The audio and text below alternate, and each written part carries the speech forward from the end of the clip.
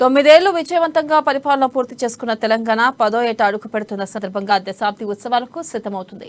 రేపటి నుంచి 20 రోజుల పాటు జరిగే దశాబ్ది ఉత్సవాలు నూతన సచివాలయంలో ఘనంగా నిర్వహించనున్నారు. ఇక ఇదే విషయంపై మరింత సమాచారం మా ప్రతినిధి రాజు అందిస్తారు. తెలంగాణ ప్రత్యేక రాష్ట్రం ఏర్పాటయ్యాక 9 సంవత్సరాలు పూర్తి చేసుకుని 10వ వసంతంలోకి అడుగు పెడుతున్న ఈ శుభ సందర్భంలో తెలంగాణ రాష్ట్ర ప్రభుత్వం ప్రతిష్టాత్మకంగా తెలంగాణ దశాబ్ది ఉత్సవాల పేరిట తెలంగాణ రాష్ట్ర అవతరణ వేడుకల్ని నిర్వహిస్తూ ఉంది. ఈ వేడుకలు రేపటి నుంచి ప్రారంభమై 21 రోజుల పాటు తెలంగాణ వ్యాప్తంగా జరుగుతూ ఉన్నాయి. సో ఇందులో ముఖ్యంగా తెలంగాణ నాడు నేడు అనేది అంటే తెలంగాణ ఏర్పాటు అవ్వకముందు ఉన్న పరిస్థితులు, తెలంగాణ ఏర్పాటు అయినాక తెలంగాణ ఏ రంగాల్లో అభివృద్ధి చెందింది, సో అన్ని రంగాల్లో దేశానికి ఏ విధంగా ఇది మనకు మార్గనిర్దేశకంగా మారింది, ఇది ఒక అభివృద్ధికి సోపానంగా ఎలా మారింది అనే దానిపై ప్రత్యేకంగా సో ఇప్పటికే ఆల్రెడీ ప్రజాప్రతినిధులు అయితేనేమి, ప్రభుత్వానికి చెందిన ముఖ్య నాయకులు అయితేనేమి, నియోజకవర్గాలు అయితే విస్తృతంగా ప్రచారం కూడా చేస్తారు. అయితే రేపటి నుండి కూడా అధికారికంగా రేపు ముఖ్యమంత్రి కేసీఆర్ రేపు 10:30 తెలంగాణ నూతన సచివాలయంలో ఈ వేడుకలను అయితే ప్రారంభిస్తా ఉన్నారు. దీనికోసం మనం చూడవచ్చు, ఇక్కడ వేడుకల కోసం ప్రత్యేకంగా ఇక్కడ ముస్తాబు అయితే అయింది సచివాలయం. అయితే రేపు ఉదయం 10 గంటలకు ముఖ్యమంత్రి కేసీఆర్ గన్ పార్క్ లో ఉన్నటువంటి అమరవీరుల స్తూపం ఏదైతే ఉందో అక్కడ అమరులకు నివాళులు అర్పించనున్నారు. అనంతరం 10:30 నూతన సచివాలయంలోకి పశ్చిమం వైపు ఉన్న గేట్ ద్వారా కేసీఆర్ అయితే సచివాలయంకు చేరుకుంటారు. సచివాలయంకు చేరుకున్న అనంతరం జాతీయ జెండాను ఆవిష్కరిస్తారు. జాతీయ జెండా ఆవిష్కరణ తర్వాత పోలీసుల గౌరవ వందనం స్వీకరిస్తారు. గౌరవ వందనం స్వీకరించిన అనంతరం ప్రభుత్వ చేపట్టిన వివిధ సంక్షేమ అభివృద్ధి కార్యక్రమాలపై ముఖ్యమంత్రి ప్రసంగం కొనసాగుతుంది. సో ఈ ప్రసంగం కొనసాగే కంటే ముందు ఏదైతే ఉందో సో అన్ని హెచ్ఓడీల విభాగాలకు చెందిన అధినేతలు ఎవరైతే ఉన్నారో వివిధ ప్రభుత్వ సో ఆ శాఖల్లో ఉన్నటువంటి వారైతే పొద్దున్నే వివిధ తమ శాఖల్లో ఉన్నటువంటి ఆఫీసులోకి వెళ్ళి 7:30 వరకే వాళ్ళందరూ కూడా జాతీయ జెండా ఎగరవేస్తారు.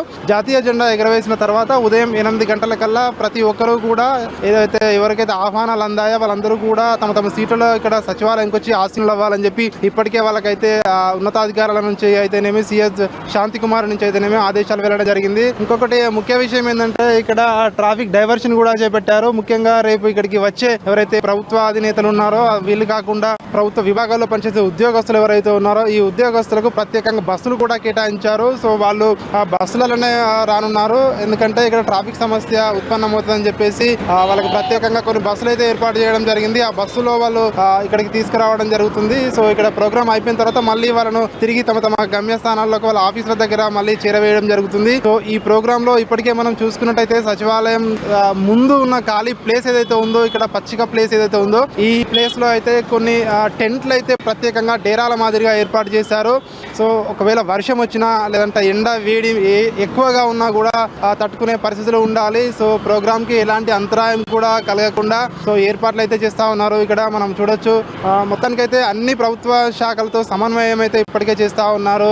ఇక్కడ ఈ డాక్టర్ బిఆర్ అంబేద్కర్ తెలంగాణ రాష్ట్ర సచివాలయం మొత్తం కూడా విద్యుత్ కాంతులతో దగదగలాడుతూ విధంగా అయితే ఇప్పటికే వివిధ ఈ విద్యుత్ దీపాలతో అలంకరణ చేశారు. రాత్రి వేళలో అయితే ఇది సర్వాంగ సుందరంగా కూడా మెరుస్తూ ఉంది. తెలంగాణ యొక్క కీర్తి ప్రతిష్టలు ఏవైతే ఉన్నాయో అనతి కాలంలోనే ఎక్కువగా ఏదైతే ఉందో అభివృద్ధి సాధించిన దేశానికి ఒక రోల్ మోడల్గా కూడా తెలంగాణ ఉంటుందని చెప్పి కూడా ఇవంతా సో ప్రభుత్వం ఏదైతే చెప్తా ఉందో దానికి అనుగుణంగానే ఏర్పాట్లు కూడా కొనసాగుతూ ఉన్నాయి.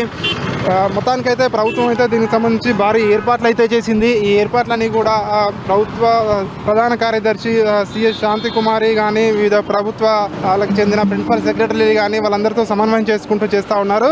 అండ్ వీటితో పాటు ముఖ్యంగా ఏంటంటే ఈ రేపు ఇక్కడ ముఖ్య సీఎం కేసీఆర్తో పాటు సో ప్రభుత్వానికి సంబంధించిన ముఖ్య కార్యాలయాలకు సంబంధించిన అధికారులు కూడా వస్తున్నారు. కాబట్టి రేపు ఇక్కడ ఈ సచివాలయం చుట్టుపక్కల ప్రాంతాల్లో ట్రాఫిక్ డైవర్షన్ అయితే ఉంది. సో ఈ ట్రాఫిక్ డైవర్షన్ ఒకసారి మనం చూసుకున్నట్టయితే ఇక్కడ పివి విగ్రహం అంటే నెక్లెస్, రోటరీ, ఎన్టీఆర్ మార్గ్, తెలుగుతల్లి జంక్షన్ వరకు ఇరువైపులా ట్రాఫిక్ అయితే రేపు అనుమతించడం లేదు. ఉదయం 6 గంటల నుంచి మధ్యాహ్నం 2 గంటల వరకు ఖైరతాబాద్ ఫ్లైఓవర్ కి వచ్చే వాహనాలు పివి విగ్రహం వద్ద నుంచి సాధన్ కాలేజీ వైపు మళ్ళిస్తారు. విఐపీల రాకపోకల సందర్భంగా సాధన్ కాలేజీ నుంచి సోమాజిగూడ రూట్ లో ట్రాఫిక్ ను కొన్ని నిమిషాల పాటు కూడా ఆపుతారు. ఇక్బాల్ మినార్ జంక్షన్ నుంచి ట్యాంక్ బండ్ పైకి వచ్చే వాహనాలకు అయితే అనుమతి రేపు అయితే లేదు. ఈ వాహనాలు తెలుగుతల్లి జంక్షన్ నుంచి అంబేద్కర్ విగ్రహం వద్దకు మళ్ళిస్తారు. అలాగే తెలుగుతల్లి ఫ్లైఓవర్ నుంచి Katta Maisamma junction lower tank bund వైపు మళ్ళిస్తారు.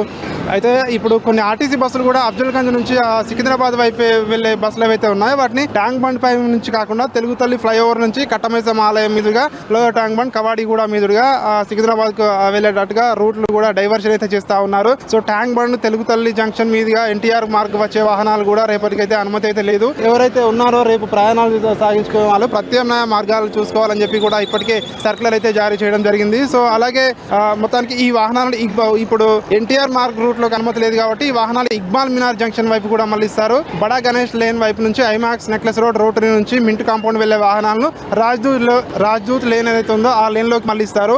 మింట్ లేన్ నుంచి బడా గణేష్ రూట్ లో అయితే అనుమతి అయితే లేదు. సో ఈ వాహనాలు అన్ని కూడా తెలుగు తల్లి ఫ్లైఓవర్ వైపు అయితే మళ్ళిస్తా ఉన్నారు. మొత్తానికి ఈ ట్రాఫిక్ డైవర్షన్ తో పాటు ఇక్కడ పోలీసులు కూడా భారీ బందోబస్తు అయితే ఏర్పాటు చేశారు. ఇప్పుడు మనం ఇక్కడ విజువల్స్ లో చూడవచ్చు. సో పోలీసులు ఆల్రెడీ వాళ్ళకు కూడా మాక్ డ్రిల్ కూడా నిర్వహించారు. పోలీసులు రేపు ఈ విధంగా భద్రత చేపట్టాలని చెప్పి కూడా వాళ్ళకు కూడా కొన్ని ప్రత్యేక కార్యక్రమాలు కూడా ఇంత ముందే ఇక్కడ కంప్లీట్ చేయడం జరిగింది. అదేవిధంగా రేపు ముఖ్యమంత్రి కేసీఆర్ రేపు పొద్దున జెండా ఆవిష్కరణ తర్వాత పోలీసుల గౌరవ వందనం స్వీకరించనున్నారు. దానికి సంబంధించి కూడా సో ఒక మాక్ డ్రిల్ అయితే ఇంతకు ముందే పూర్తి చేయడం జరిగింది. సో మొత్తానికైతే మనం చూడవచ్చు రేపు ప్రారంభం కానున్న దశాబ్ది ఉత్సవాలు ఏవైతే ఉన్నాయో 21 రోజుల పాటు రాష్ట్ర ప్రభుత్వం ప్రతిష్టాత్మకంగా నిర్వహిస్తుంది. సో ఈ వేడుకలకు సంబంధించి ఈ ప్రారంభోత్సవానికి సంబంధించి ఏర్పాట్లు అయితే తుది దశకు చేరుకున్నాయి. సో రేపు 10 గంటల తర్వాత ఈ వేడుకలు అయితే ప్రారంభించే అవకాశం అయితే ఉంది. సో మనం ఇక్కడ చూస్తా ఉన్నాము ఏర్పాట్లు కూడా అన్ని తుది దశకు చేరుకున్నాయి. సో ఇది ఇక్కడ పరిస్థితి. వీడియో జర్నలిస్ట్ నరసింహతో రాజు, అమాన్యూస్, హైదరాబాద్.